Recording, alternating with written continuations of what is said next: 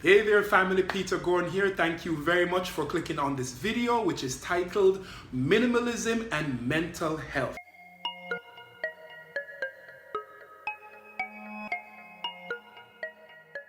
Now you're probably asking yourself, I think you are anyway, what exactly does minimalism have to do with mental health? Now, allow me to explain, and you're going to see how minimalism is really important to your overall mental health.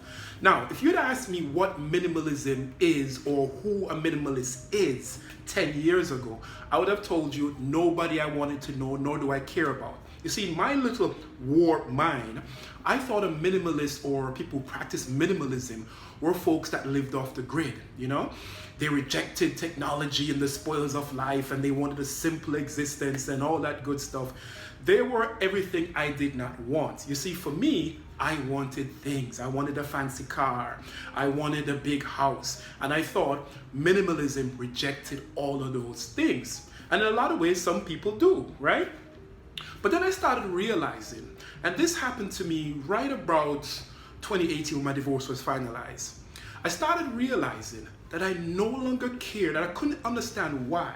I no longer cared so much about things rather than I cared about experiences and my relationship with people and how those things brought me profound joy. I started realizing that the time I spent with my child, because remember now, I no longer could see her every day. I had to see her on a certain schedule. So the times when I see her, they are valuable to me, right? And she doesn't care whether I drive a big car or not. She doesn't care. She just wants to spend time with daddy. I also started realizing I wanted more profound things out of life versus, or more profound, I would say knowledge really versus things. That forced me to go back to school towards becoming a psychologist. So you see, minimalism is really about seeking a profound meaning to life, seeking things that give you joy, right? Or experiences.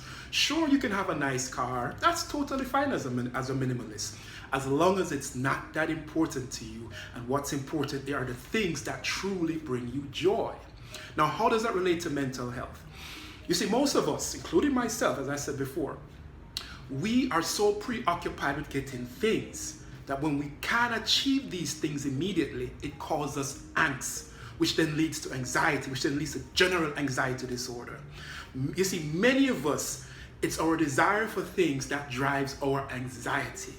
When in fact, if we looked around us and we looked at the things that truly mattered, you would realize this one key thing. You cannot attach a dollar value to it, right? The time I spent with my child, there's no price on that. So when you start thinking about your life and you start thinking that you don't have certain things, take a step back and think about the things that truly matter to you, the things that really give you joy, and you'll find that they are so simple. They're so simple, but at the same time, they bring you so much joy and so much peace, right? So if you're dealing with anxiety, take a step back.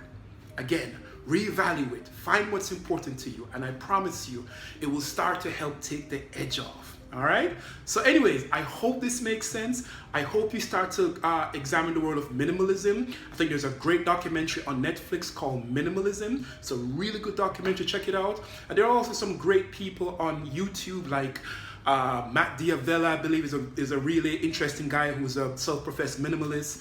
There's a couple other people like Leo Babawata. These are all good people. Anyways, I hope this makes sense. And as always, family, stay well.